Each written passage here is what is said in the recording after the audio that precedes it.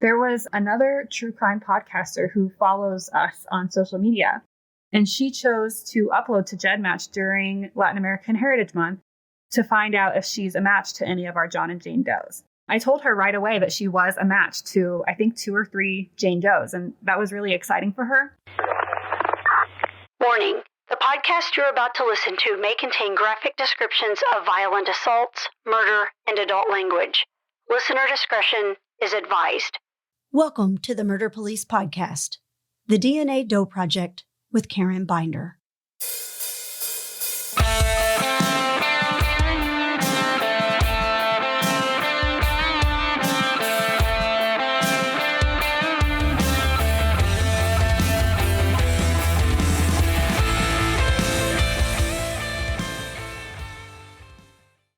Welcome back to the Murder Police Podcast. I am Wendy. And I'm David.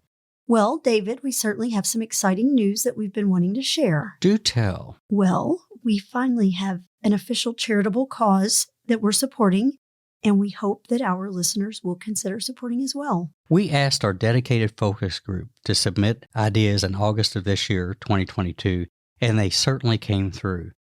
Based on our suggestions, and they had quite a few, we have settled in on an organization that fulfills our goal of working with someone that has a broad reach and supports victims of violent crime and their families. And we should mention that this deal was cinched up when we interviewed Sergeant Kat Catalano with the Santa Clara Sheriff's Office in California for the 2 episodes on the Happy Face Killer's unknown victim, which was Patricia Skibble. I agree. And folks should go back and listen to those episodes and see how our friends at the DNA Doe Project brought answers to the family of a woman murdered by a serial killer years ago that went nameless for 3 decades. Well, fortunately, we have Cairenn Binder, who is the Director of Education and Development at DNA Doe Project, to tell us more about it. Yep. But before we say hello to Cairenn, I just wanted to ask the listeners to watch for a quick bonus episode dropping soon with an important call to action that we really want to see succeed. Hi, Cairenn. It's Wendy. Welcome to the Murder Police Podcast. Good morning. Thank you so much. Yeah, welcome aboard. Thanks for coming and spending a few minutes with us this morning. We're pretty excited to let our listeners know that we'd been looking for a charitable donation on anything that we make out of swag and merchandise because we just monetized that a few months ago. And our focus group led us to you. And of course, I think what nailed it down is when we interviewed Kat or Sergeant Catalano with the police department out in California on the Patricia Skibble case. We thought it'd be a good idea if the audience got to know a little bit more about you and the DNA Doe Project and whatnot so they're more familiar with it. And hopefully we can drive some more people to support the program because it's a very valuable program, obviously. Thank you so much for having us and letting us get our message out to your listeners. Good deal. Well, tell us a little bit about who you are, Cairenn, maybe what your background is and how you got involved in the DNA Doe Project. Sure. My name is Cairenn Binder. I've been with DNA Doe Project since 2018, and I'm currently the Director of Education and Development at DDP. So I've been working at DDP for almost 5 years now. I started out as an investigative genetic genealogist on the genealogy teams. And the way that I got involved was sort of merging of 2 interests of mine. One of my interests was genetic genealogy, which is the application of DNA and genealogy together. And the other is true crime. So those two interests of mine merged in the world of investigative genetic genealogy, where we apply genetic genealogy to unidentified remains or suspect cases. So in DDP, I got involved with the first case that they were ever working on, which was the Joseph Newton Chandler case, a person that took his own life in Ohio in the early 2000s and was unidentified. And we were able to identify him in 2018. So that was my first case with the DDP. And then I became a team leader and took on more and more responsibility at DDP. And now I'm the Director of Education and Development. Nice. So it's a total time with the project so far then? It'll be 5 years in January of 2023. Excellent. Well, tell us how the project itself got started. I know a little bit of the background from looking at some things that the project has on its website and some YouTube videos, but can you share with the audience who founded it and how it brought up and how it got to where it is today? Sure. DNA Doe Project was founded by Colleen Fitzpatrick and Margaret Press. They both together had the idea to apply the work that was being used on adoptees. So we think of adoptees as sort of living John and Jane Does. They're people that don't know who their biological parents are. And so for about a decade before DDP was started, genetic genealogy was being applied to solve adoptee cases. And then in 2018, a few different groups started to realize that these same techniques could be used to identify John and Jane Doe unidentified remains, as well as suspects in violent crimes like the Golden State Killer case. So Colleen and Margaret were really pioneers in getting the DNA Doe Project started. And they were the first to announce a person identified using investigative genetic genealogy. So now Margaret Press still leads the DNA Doe Project today. She's our founder and CEO. That's what I was going to ask, if either or both of them was still involved. That's pretty neat that they're still with the program too. So yeah, Colleen now works for Identifinders, which is a different investigative genetic genealogy agency. So she has left the DNA Doe Project since then, but Margaret Press still leads the DDP. So what's a typical workflow look like on how the project gets hold of a case, and then how much goes into the case specifically as far as effort and the system and how it works? So usually cases are referred to us by the investigating agencies in charge of them. So a lot of people ask us, can you take this case? Can you take that case? They, send in cases a lot of the time and want us to work on those cases. But we don't have the power to just say like, okay, we're going to go work this case. The investigating agency is really the custodian of those remains. So it could be a medical examiner's office, a coroner, a sheriff's department, a municipal police agency, something like that. So those agencies have to refer a case to us for us to be able to work on it. Typically, they'll contact us and ask if we can help, and then our team will facilitate the lab process. So depending on what type of remains are available, like bone or hair or a blood sample or a tissue sample, our team will help facilitate the process of getting that to the appropriate lab at the most efficient and cost-effective strategy for the agency. After that, then the lab process includes extraction, sequencing, and then bioinformatics, which is the process of basically getting a file that's appropriate to be uploaded to the direct-to-consumer DNA databases that we use. Those two databases are called GEDmatch and Family Tree DNA. Those are the only databases that we use in IgG. After they are uploaded to those databases, a team is assigned. That can be a team of anywhere from like 2 to 10 people within DNA Doe Project. And that team will begin building out family trees of the DNA matches to the John or Jane Doe. The process can take anywhere from a few hours to many years. I think I have the oldest case right now in DDP. The oldest, not oldest like the remains were found longest ago, but oldest like it was uploaded the longest ago. It's been about a little over 4 years of working on that case, and it remains unsolved. So it can take anywhere from a few hours to several years to solve a case. Great. So on a case like the one that you said is running for 4 years, what are the things that you think you need to turn that around? What is missing, perhaps, maybe? Well, I would say, this has not been studied a whole lot since IgG is relatively new. But based on, anecdotal evidence of all the cases that I've worked on over the years, I would say that the most important factor in the ability to identify a John or Jane Doe or a suspect using this technology is race. And the reason for that is, or I guess you could say race and ethnicity.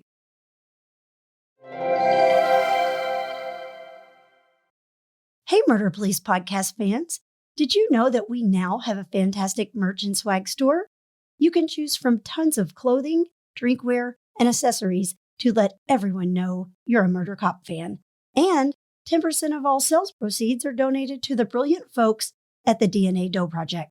So you're helping solve a mystery or two with every purchase you make. So head to murderpolicepodcast.com and click that shopping button now.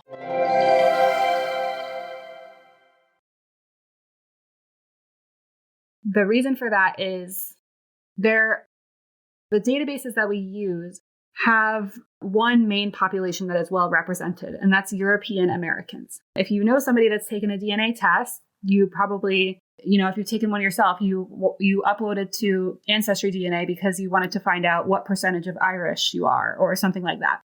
And that's very common with people of European descent in the United States. But people of minority populations are seemingly less likely to take DNA tests and also less likely to participate in GEDmatch and family tree DNA. And that's for a number of, socioeconomic and cultural reasons. As a result of that, it's very difficult to solve cases when the John or Jane Doe is from a minority population. So the case that I'm referring to as my oldest case is Apache Junction Jane Doe. She is 1/4 German, 1/4 African American, and half Hispanic, probably Mexican. As a result, she has very few matches on her Mexican side, and it's very difficult to determine who her mother was. We have determined many things about her family tree, but we've been unable to determine exactly who she is. Gotcha. So again, it's very dependent on samples being, if I can call them that, being sent up and put into GEDmatch and systems like that, correct?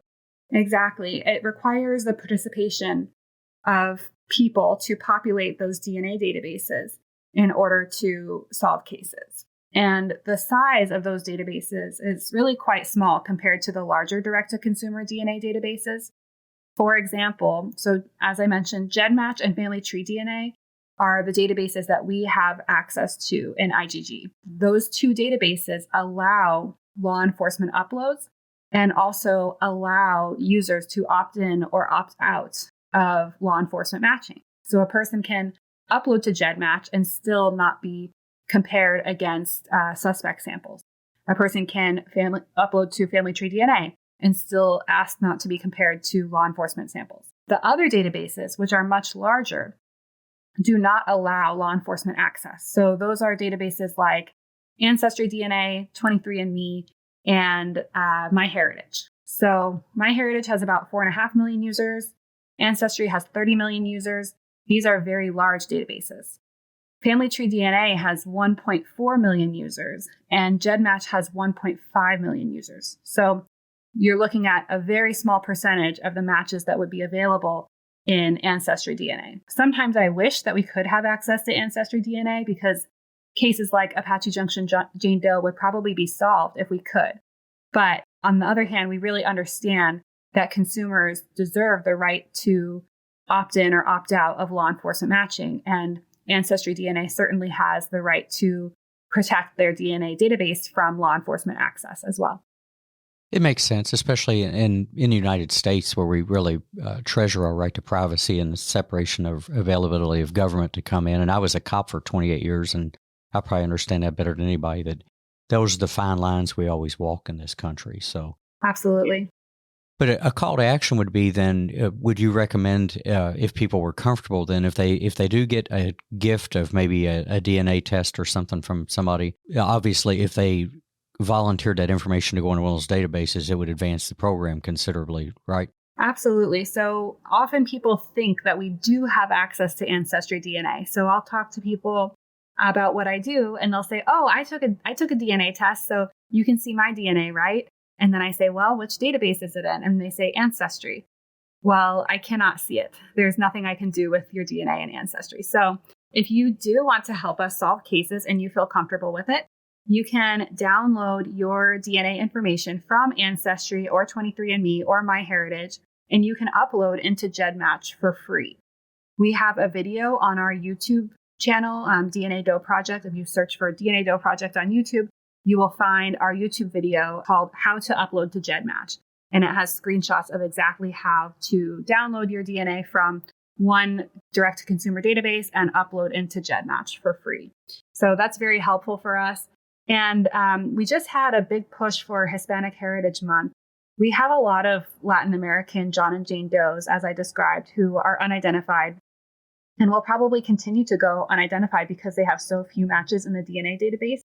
There was another true crime podcaster who follows us on social media, and she chose to upload to GEDmatch during Latin American Heritage Month to find out if she's a match to any of our John and Jane Does. I told her right away that she was a match to, I think, 2 or 3 Jane Does, and that was really exciting for her.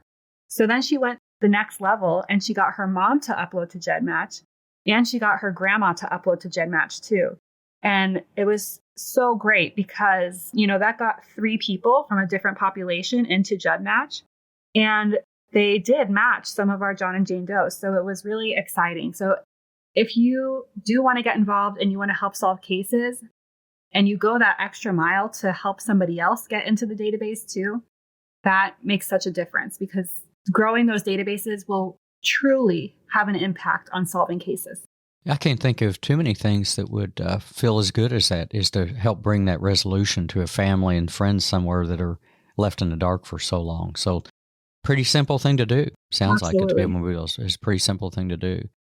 Well, a couple things too, just on, I'm going to assume, and just from some of the research I've done, and again, talking to Kat, and we've interviewed some other forensic scientists on the show before about DNA. The DNA methodologies that you all use or have access to, is that a little bit different and more detailed than typically what crime labs are doing right now? Absolutely. So the DNA testing that people are really familiar with is STR testing. STR testing uses, tens or dozens of markers. And the testing that we use, which is called SNP testing or SNP, that uses hundreds of thousands of markers. The main difference functionally for law enforcement and for our team is that an STR test can only determine relationships between people who are very closely related. If you have, for example, crime scene DNA and you have suspect DNA, you can find out, is it the same person? If you have crime scene DNA and a suspect's mother or father, a direct parent-to-child relationship, you can get a match there, a hit, they usually refer to it as. With our type of DNA testing, SNP testing, you can determine relationships that are very distant. So we look at things like second cousins, third cousins, fourth cousins, fifth cousins. You could never do that with STR testing because there are not enough markers to determine those more distant relationships. That's really the main functional difference between STR and SNP testing. And that's what makes our work really different and vastly more complicated than CODIS. Do you know if that advanced testing has survived court cases where making it in as evidence? Because I can still remember several years ago, it's kind of a battle, but when DNA first came out and started being used by law enforcement in the judicial system, there's a process for accepting new science and finally somebody giving an anointment and saying it's good to go. Have the new methods gone through processes like that in the court system, or do you know? Actually, I've just done some research into this recently. At this time, it has not been, the process of IGG, investigative genetic genealogy, has not gone to court past pretrial motions. So it has been examined in pretrial hearings of whether certain evidence would be introduced into court or not. And it has not gone beyond that. The reason for that primarily, and so in this conversation, we're going to get away from unidentified remains and talk about suspect cases for a minute. If a person is identified through investigative genetic genealogy, let's just say it's a suspect in a violent crime, like a murderer. The crime scene evidence was taken, some DNA. Before the investigating agency can advance to investigative genetic genealogy, they first have to enter that profile into CODIS. They have to enter it into CODIS, and there have to be no hits. Once they have no hits in CODIS, then they can advance to investigative genetic genealogy. The investigative genetic genealogy team will identify a potential suspect. And we call that an investigative lead. It is no different than if I saw somebody outside of the victim's house and I was like, oh yeah, I think I saw Bobby outside of there. I'm giving an investigative lead. They still have to go and collect Bobby's DNA surreptitiously from his curbside trash or from a cigarette butt that he threw out or something like that to determine whether or not he is the suspect. And that gets confirmed with an STR test, which is the traditional DNA test. For that reason, because IGG is providing an investigative lead that has to be confirmed with a traditional DNA test, which has stood the test of time in court, the IGG has not been introduced into court because the arrest was made based on the STR test, not the SNP test. Does that make sense? Oh, absolutely. That's probably the best explanation I've heard of something like that. I think the listeners will enjoy that. No, really, that was extremely clear. is put in the context of a lead, because that's where I think some people don't understand the limitations of a lead, but which you can still do to independently corroborate that information and then get it into court. Perfectly stated. Perfectly stated. Oh, thank you so much. No, yeah, I think it's very clear for people on that. We talked a little bit before about Patricia Skipple, and because that, I think she was identified in April of this year in California. The impact that had on that family, dude. Can you talk about what it's like when that revelation is finally made and at least those doors are opened to what happened to that loved one? What's it like to work with a family when it happens? Well, I would say that we're somewhat lucky in being a little bit removed from the family. When we work with an investigating agency and we come close to determining a lead like that, such as in the Patricia Skipple case, the investigating agency, and in this case, our partner, Sergeant Catalano, is the person that makes contact with the family. That's a good thing because they are trained and they are, used to making these notifications, because what they're doing is essentially making a possible death notification. Our team is not trained in that, and we're not the right people to do that. So we're really glad to have partnership with law enforcement to be able to make those phone calls and things like that. In that case specifically, it was heartbreaking to learn about what the family had gone through, because they didn't just have one, they had 2 missing people in their family. So it was part of what we had to do was determine which missing person Patricia's remains were most likely to be. That was a difficult thing. And I'm really thankful for the support of Sergeant Catalano in that case, because her hardworking nature was absolutely integral to solving that case. Yeah, there was something else. And again, that the complexity of and the tragedy of 2 missing people, and then the odds of having to make that determination on the remains to see just who that is. And I think we're going to be following up with the sister, Gloria, I believe, and seeing if we can talk to her to get some awareness out on her daughter that's still outstanding as a missing too. Well, I'll tell you what, you mentioned before, what's the name of the podcast where the woman uploaded her DNA? She probably won't mind because I love plugging other podcasts on our show. Yeah, what's the name of that one? That's True Crime Cases with Lainey. Lainey Hobbs is the name of the podcaster. Fantastic. So our listeners hopefully will tune up. I know I'm going to download it and take a listen when I'm flying this week. Awesome. So yes, I'm traveling this week too. I'm gonna load up on so many podcasts today for my drive tomorrow. Oh yeah, for sure. It's the way to pass time. So I believe you'd sent me a link, and there was a really good YouTube video podcaster that did an in-depth interview. Do you remember the name of his show? That was Dylan Curious, and he does a podcast that is also brought on YouTube. So it's like film and sound. Exactly. I can recommend that to people too, because I enjoyed watching it. The production is exceptional. Now, has the project been the focus of any other national, international exposés or television shows or documentaries that you are aware of? Absolutely. So there was a Dateline episode about Lavender Doe. The episode is called The Girl with No Name. So I think that people can get that on Peacock if they have NBC's Peacock streaming service. We just had an article come out in the New York Times 2 days ago. So that was on the 27th of October. And that was about Wendy Stevens, the victim of the Green River Killer, which was a case that I led in 2020 going into 2021. This victim was known as Bones 10 Jane Doe when she was killed by Gary Ridgway, the Green River Killer, back in the 1980s. And we identified her in 2021. So that was a big international coverage for us. We've also been covered on Malpractice Podcast, Crime Junkies Podcast. Trying to remember, there's been certainly a lot of podcasts that have covered us. Oh, the Fall Line Podcast is a great one, victim-centered podcast. Defense Diaries is another. And then we've also had an episode of Cold Case Files. That was about Kern County Jane Doe, now known to be Shirley Soucy. She was a First Nations individual, and she was killed in Kern County, California and was identified by DNA Doe Project as well. So there has been quite a bit of media coverage for us.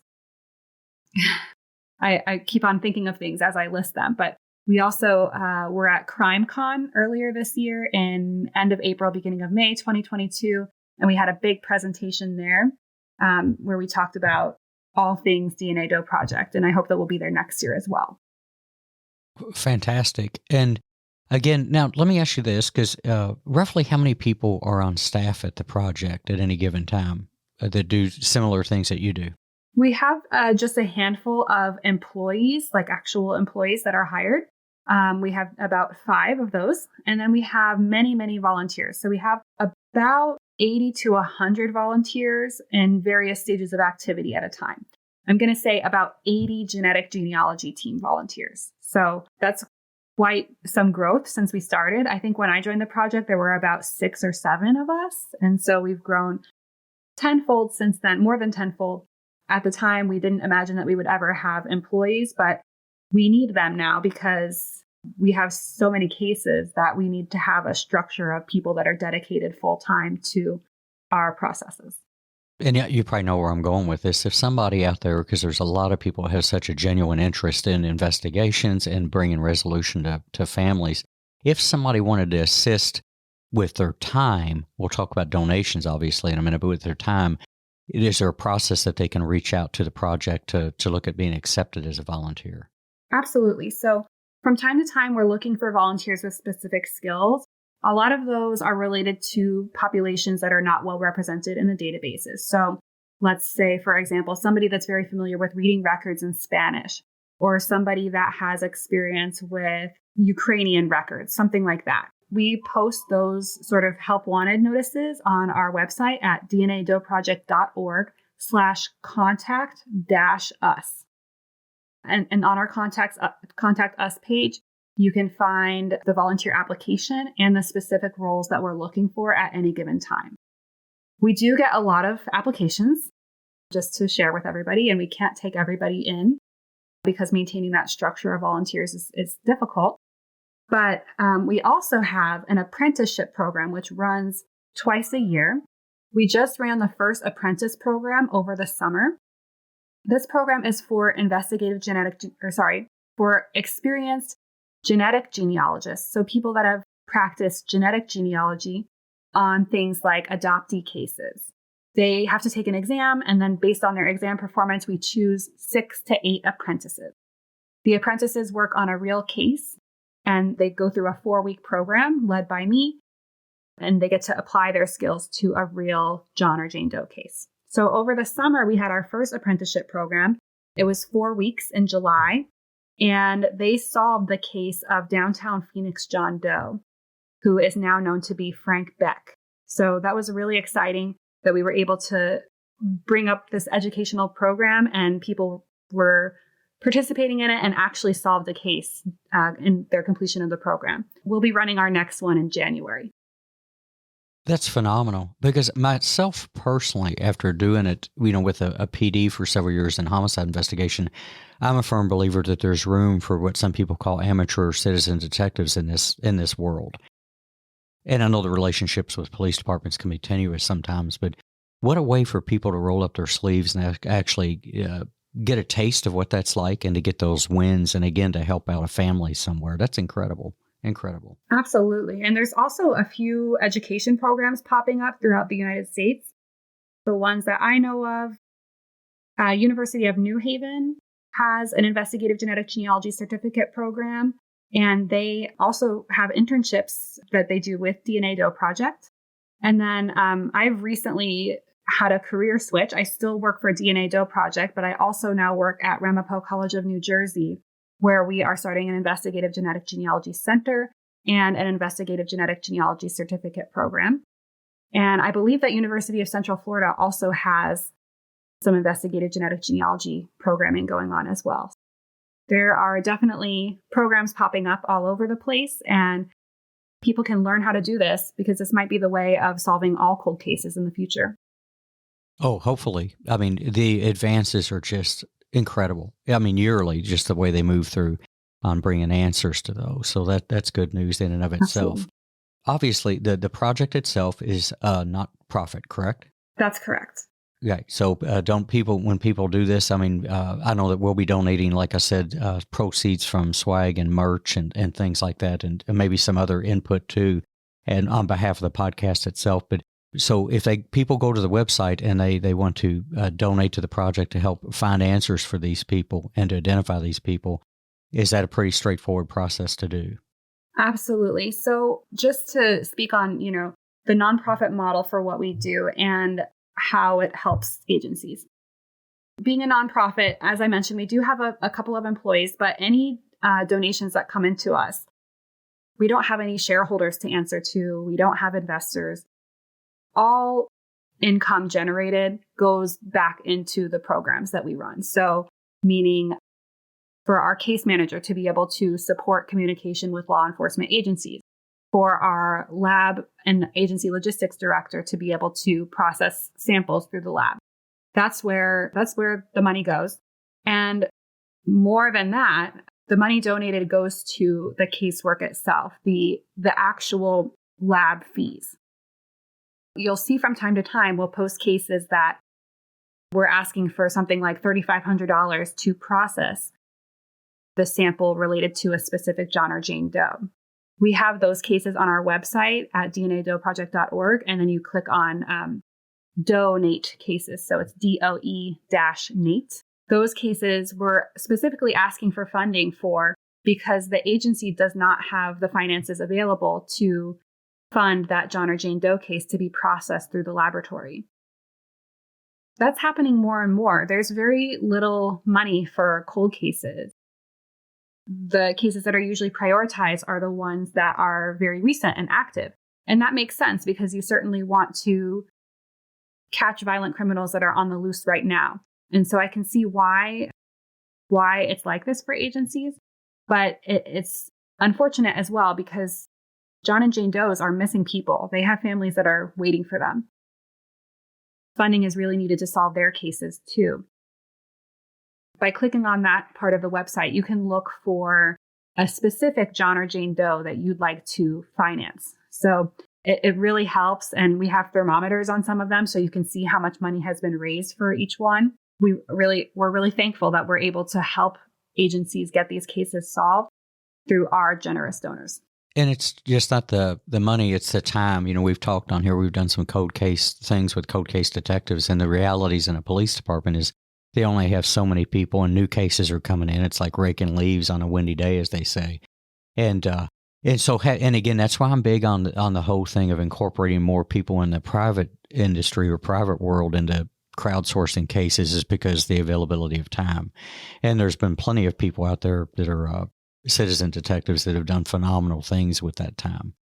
So good. So Absolutely. Two things I think that we could easily ask people to do is to volunteer their DNA information into GEDmatch, and the other one was, what was the other one again? Family Tree DNA. And then to consider making financial contributions and maybe find other businesses that would like to make financial contributions. I mean, that definitely is a better source sometimes for those more expensive rates that you're looking for that. So we definitely could do that. Yes. Another person that I'll just mention, there's been so many people that have reached out and helped lately. There's a person that I'm friends with on social media, and she reached out about a specific case and wanted to help it get funded. They work for Google. So she and her partner made a donation through Google, and then Google matches those donations. So if you have like an employee matching situation at your workplace, that can double whatever you give. So that was so incredibly helpful. And I just really thought like, wow, what a great creative way to give more Absolutely. to us. Especially with the importance of what that work is. I've always been very fascinated by, DNA. And, you mentioned the ancestry, and David had gotten a kit for me to do. And it is really neat to see the matches that come along, some people that you have no clue who they are. But I've always been very fascinated by that and the connections and places it can lead you to. And so I'm so glad that you all, even with cold cases, are working so many of these to get answers for families who likely for years have been waiting just for a smidgen of a piece of information.